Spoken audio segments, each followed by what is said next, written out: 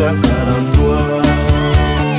Je n'ai que 5 informations crédibles et à l'assaut. Et ça l'est nous au bilomi. À Austin, à Catalogne. Politique, socio-culturel, musical, religieux. Professionnel, publicité, marketing et management. Maman, Elingi, Oyo Nyoso, Alingaka, Mobikisi na bengi bino awa, na Mes TV 243, Mes TV 243, Kobukanate, Okomona Ngai Mobikisi, Okomona Mwanze ya Loyembo, Talandengi ya Yembeli bino. Mes TV 243, s'abonner massivement. S'abonner massivement.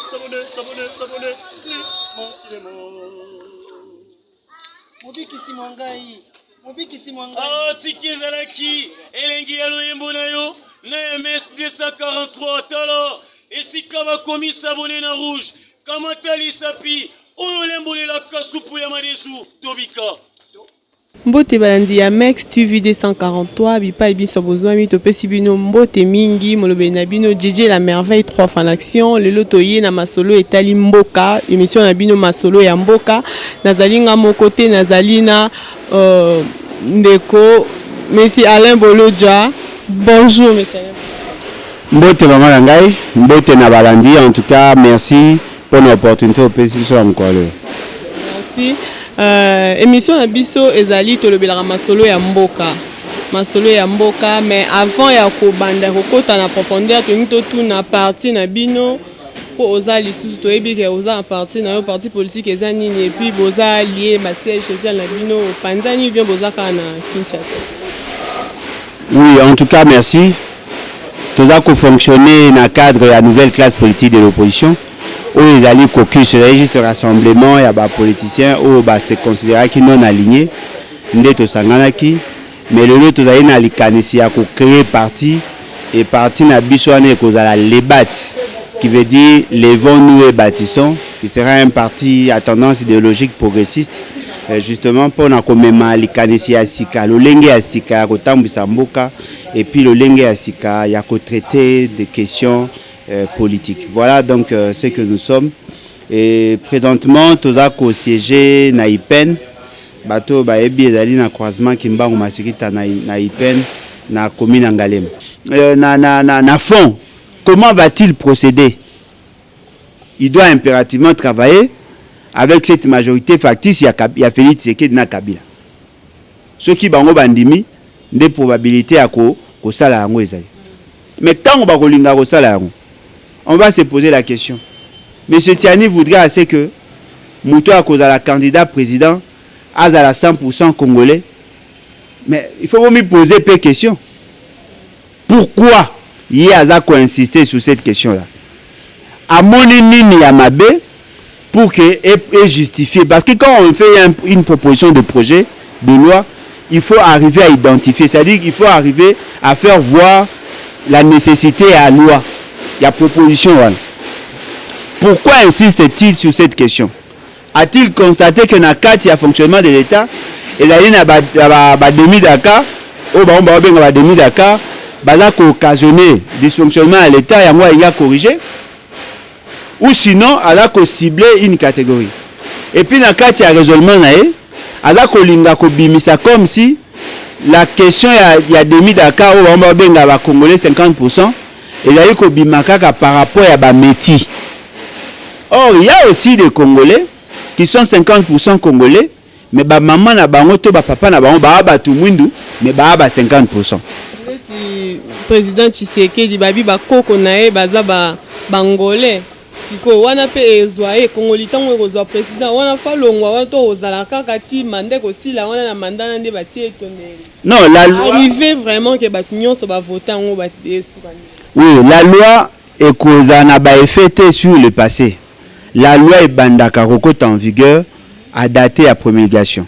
ceux qui le lot, parce qu'on ne peut pas obliger aux gens d'avoir notre philosophie. Moi, je suis contre l'idée, il y a qu'à changer ces points-là. Il y a qu'il faut dans la Congolais 100%. Congolais d'origine 100%. Parce que je considère que M. Félix Tshisekedi a commis ça à Rwanda, à Congolais 100%. Bondimi ba Congolais 100% au Baoti Rwanda, mais Boboy ba Congolais 50% au Ba Makila à Congo, mais ba Sangisa na Makila ba Ekolo Mususu. Moi je ne suis pas d'accord. Sur ce point-là, je ne suis pas d'accord. Mais ce qui est Salami, Félix Tshisekedi ne sera pas candidat. Yango Mouni Félix Tshisekedi est mort déjà à lobby. À lobby que ba Congolais au Baza 100% puis ba ça Congo ma Baza, lui il pense que ces débats là et dans la sens té. Tout là na posa to bunda contre l'infiltration. L'infiltration veut dire qu'on a tous les étrangers dans la institution. Il n'y a pas que la présidence. Il n'y a pas que l'institution président. Nous avons les généraux, étrangers, dans le service à renseignement. Mais sa loi ne vise pas là-bas. La loi n'a pas visé, n'a pas visé qu'à la président. Est-ce que l'infiltration est déjà à niveau de la présidence de la République? Est-ce que vous êtes sûr que l'étranger va travailler pour le Congo? Vous êtes sûr que Bango Mamboka et tout ça que Mboko évolue? Bango P.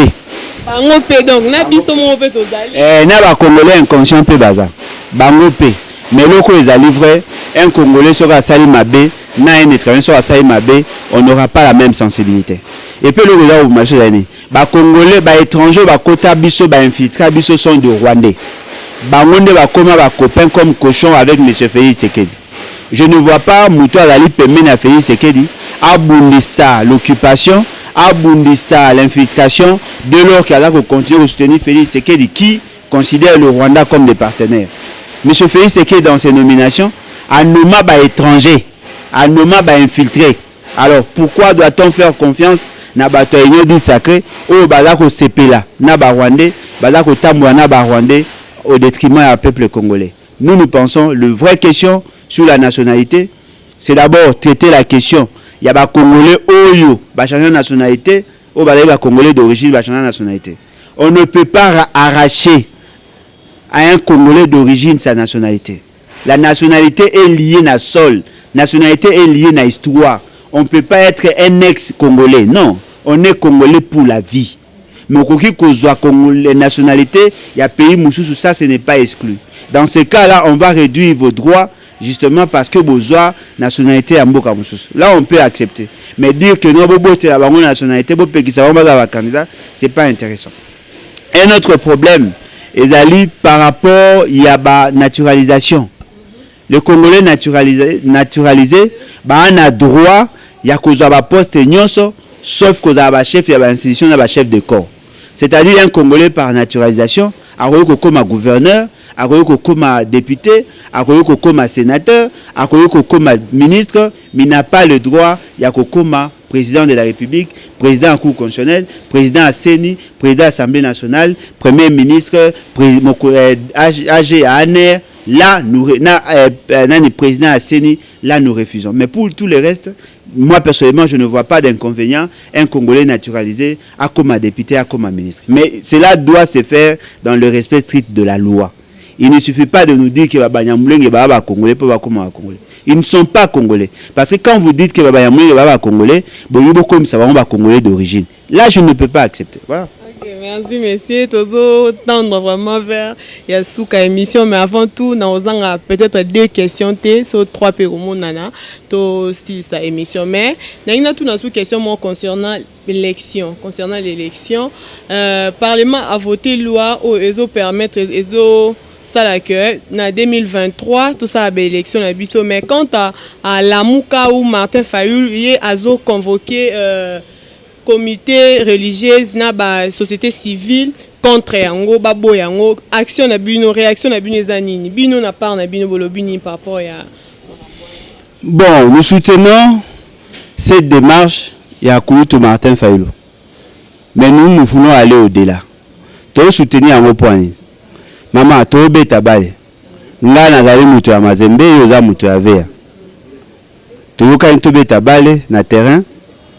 Mais Mouto a poni arbitre, il est mort à la partie prenante. Yo oza mutu avea nga aza mutu mazembe mais l'arbitre ngam na poni. Oza sur yo oza avantagé. Il va être au service de qui? Ya mutu a tchake. Totika société civile va gérer processus électoral. Biso ba politique to souka na plénière. Koutou Martin Fayou la lobby et la ba parti politique ba regroupement politique ba tinda ba délégué. Nous disons non. Et la ba candidat président ba tinda ba délégué. Parce que dans notre démarche, qu'est-ce que nous visons? Nous voulons à ce qu'il y ait la forte décentralisation et à CENI. Les publications à bas résultats et ça à un niveau à bas CEP, secrétariat exécutif provincial. Là où on doit commencer à publier les résultats. La Cour constitutionnelle et la CENI, le bureau national, on va faire la compilation, ils vont publier les résultats définitifs à niveau il y a bureau national. Lorsqu'on va réduire le pouvoir, il y a bureau national, automatiquement ça va nous garantir la transparence. C'est ce que nous voulons. Pourquoi M. Félix Tshisekedi se bat bec et ongle qu'à pouvoir maîtriser CENI? Pourquoi il doit avoir plus de représentants là-bas? Parce que c'est lui qui a la maîtrise, il y a bureau à CENI, a la maîtrise, il y a processus électoral. Donc il veut encore faire l'exploit à Kabila, le quoi est néo-kabiliste, il veut faire l'exploit à Kabila pour que cette fois-ci, qu'il ne soit pas kabilocratiquement, mais qu'il soit tshisekedocratiquement élu. Nous disons non. Voilà pourquoi nous nous battons contre ça. Et nous soutenons l'idée à qu'on met ma population à balabala pour que la population a le non na forfaiture électorale pour préparer des choses. Okay. Procureur général, il y a justice à Sengi, levé, il y a immunité, mais il y a monsieur Alexis Tamboué par rapport à Makambo ya Salaki, ne bakanga qui est détournement. Et puis même quand na l'ex-ministre na biso ya nani comment est premier ministre Matata Mponyo. Pour la Makambo ya Katumba, moi si on a évité réaction à Binezanini. Vous êtes d'accord pour? Non, mais il faut faire la part des choses. Nous sommes d'accord sur la poursuite. Il y a bateau Bajerambo Kamabe. Mais nous sommes contre sur le non-respect de la procédure. Il faut que ceux qui ont mal géré rendre compte, la poursuivi. Parce qu'il y a un moment qui répondre à un principe de redevabilité. Mais ce que nous ne voulons pas, que la justice est comme à bras séculier, il y a parti politique pour étouffer ou sinon brimer les concurrents, les challengers. Ils ont mal géré. Nous pouvons croire qu'ils ont mal géré, établissons les responsabilités, la procédure est à respecter, va traduire la justice conformément à la loi. Mais lorsque le président, le procureur près à Cour constitutionnelle demande dans le Parlement va siéger en congrès pour lever l'immunité, il y a un sénateur, moi je dis la Constitution n'a pas prévu cela. Il faut que ça la demande dans le niveau de la Cour de cassation pour que y ait baroteur à Marambo ya sénateur parce que Matata Ponyo est un sénateur. Bien que le fait au bazar qu'on reproché, il a quitté premier ministre, mais la levée à immunité n'est pas liée directement à l'ancienne fonction. Bazar qu'on levée immunité parce qu'il est sénateur. Mais c'est Alexis Tambomamba, Azali sénateur, qu'on levée immunité, si la procédure est respectée, on ne peut pas interdire à la justice de faire son travail, mais que cette justice ne soit pas une justice au service il y a IDPS pour na kolinga ko étouffer bateau. Et puis au-delà de ça, M. Félix Tshisekedi est aussi poursuivable. Et il devait en principe être poursuivi. Il n'est pas sali à gérer ma bête. Le programme à 100 jours. À gérer ma bête, le dossier à la juge à Cour constitutionnelle. À gérer ma bête, il y a un dossier belé. Pourquoi lui n'est pas poursuivi? Pourquoi la justice doit sélectionner? La différence entre nous et les autres pays, chez nous au Congo, au regard de l'article 164, 165, 166, il y a Constitution, un président en fonction peut être poursuivi. Pourquoi lui n'est pas poursuivi? Pourquoi ses proches ne sont pas poursuivis alors qu'il y a eu malversation, alors qu'il y a eu usurpation à ma compétence? Pourquoi eux ne sont pas poursuivis? Voilà. Le Likambotali santé, tu commis vraiment dans souka il y a émission na biso. Likambotali santé to moni Covid-19 bazongi sous ba geste barrière, makamunion se zongi batie vaccin et zongi. Est-ce que vaccin so que zongi yo le ma peuple congolais ni bazala d'accord na vaccin base ou vaccin ou bien base se protéger quand on a ba geste barrière? Bon, je crois que le cause a une question sensible sur la santé publique Ce que moi je demande à la population, ne soyez pas pressés. Tout ce qui est à bateau et à Bokonza Kanyaka autant, va confirmer que le vaccin a la vertu. Parce que bango ba ça parce que va mettre des pensées na bango ba tini bango ba ça. Mais est-ce que aujourd'hui na Congo va certifier biso que le vaccin est malam? Ce qui est un effet secondaire, qui en sera responsable? On n'est pas pressé. Bazana bango na toute la réaction et après on verra. Moi personnellement, moi Alain Bolodjoa, je ne serai pas vacciné et je crois que bateau musu baza le quoi ngapé baza ebele. Nous demandons à la population, il y a qu'à observer effectivement les mesures barrières, bien que nous n'avons pas la certitude sur les statistiques, mais sachez que la maladie existe et là en Congo, il faut se protéger. Mais comment se protéger alors que ma ezalité on a vu beaucoup les accords passent tout ça mais à nzamba sunga biso population à prendre conscience tout une MSF c'est une retraite anticipée parce que le lingue va gérer dossier à coronavirus c'est de la haute trahison hein. Va gérer avec autant de légèreté donc mais quand on imagine si nous couvre-feu boya taraba cache né obligé de ça mais MSF c'est que la Kenya là va habiter pour aujourd'hui on a autorisé une boto saté boto saté parce que ngana zana c'est pas comme ça ma quoi auto jara matin et va mouké voyez-vous c'est à dire que il faut bango peut baser un modèle ba respecter pour que base bango au sérieux voilà émission mutuna suka kaka ya mutuna suka na lingi na kotika mutuna otena tuna mutuna suka poto chité mbala moko o eza ya suka par rapport ya gouvernement par rapport ya pouvoir ya ndeko Tshisekedi Félix Tshisekedi okolo banini est-ce que indépendance vraiment libéralité wana ezali différence nini eza na kabiliste na Tshisekedi de toza na pouvoir. Bon, il y a une petite différence entre Félix Tshisekedi et Kabila. Kabila fut un kabiliste, Tshisekedi c'est un néo-kabiliste. C'est-à-dire qui kabilisme et asika. De moi, la différence c'est que Achayaka moi la méthode à Mike. Kabila pouvait utiliser l'armée et la justice pour étouffer les opposants. Félix Tshisekedi a utilisé l'armée et la justice pour étouffer les opposants, mais bakisina ba militants. Au moins mabe ya Kabila mais ya bakisi kona ba militant azu ba kulu na recruter ba mercenaires ba bandi ba ko ya osala ba mabe mais différence venait là makaste Kabila a volé Félix Tshisekedi détourne Kabila tout ça en tout cas la différence est à makaste Kabila a laissé ces gens voler Félix Tshisekedi laisse ces gens détourner donc il y a presque ndemoro blanc bonnet blanc mais différence est là na lobby Kabila fit kabiliste Félix Tshisekedi est néo-kabiliste voilà. Merci Ndeko Alain Bolodjoa pour la disponibilité na bino na ebité liloba suke kozani na bandeko banso ba Rolanda vidéo ba Rolanda Max TV 243 un mot et puis pour la partie pour na ba onyon so ba Rolanda on a minute. Oui, to resenga na ba ndeko na biso ya Congo esika so bazali bazala très vigilant, il y a un complot contre la République.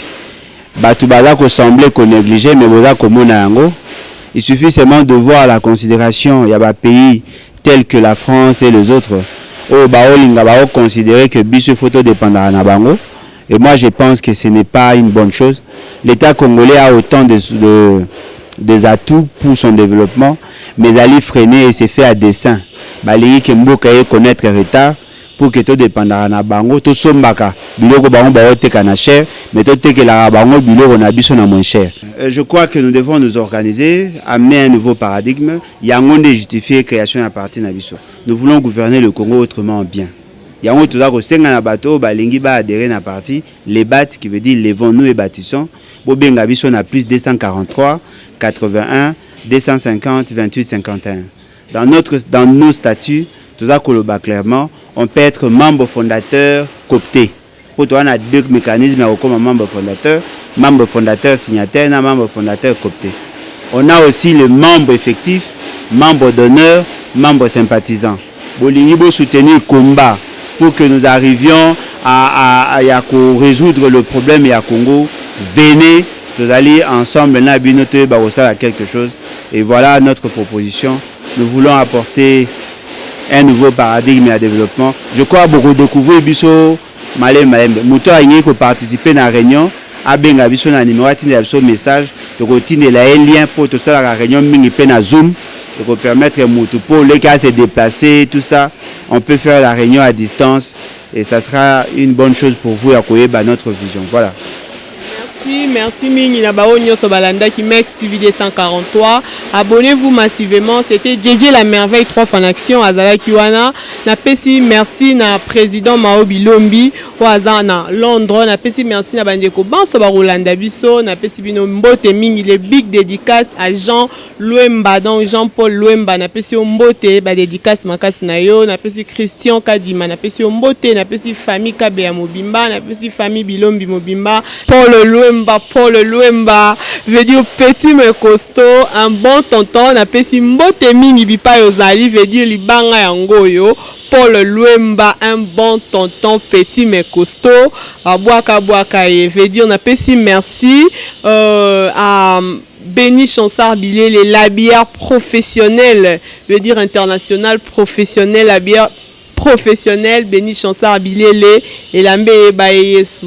Napesi mbote mingi bisiko zali po na moral, merci. Napesi mbote na banyoso balanda kibiso, napesi mbote na Christian Kadima en Paris, Christian Kadima na Paris, mbote bisiko zali, napesi mbote mingi, napesi mbote na bao nyoso balanda ka Mex TV 243 na Joli Bilombi, napesi mbote na Ariane Kabea, napesi mbote na Dors Pikanga Luxe copine, napesi mbote na Maman Africa potentiel, là je vois coordonnatrice Deborah Niamolo Banyams copine na pesi mbote na Mwasa Pembe la patrona Florier Failengi sa motema ya Jos mafula soki mafula excusez nga kombo ekimi Jos mafula si je me trompe pas et couple moro kitoko le meilleur couple de l'année de camarade nanga moro Mwasa Libala batika yo Mwasa Pembe na pesi mbote na Titi Kabelo na pesi mbote bisiko zali na pesi mbote na bao nyonso balandaka ngai bao nyonso balingi ngai plus pona kozwa contact pona koyeba plus il y a de la merveille appelez-moi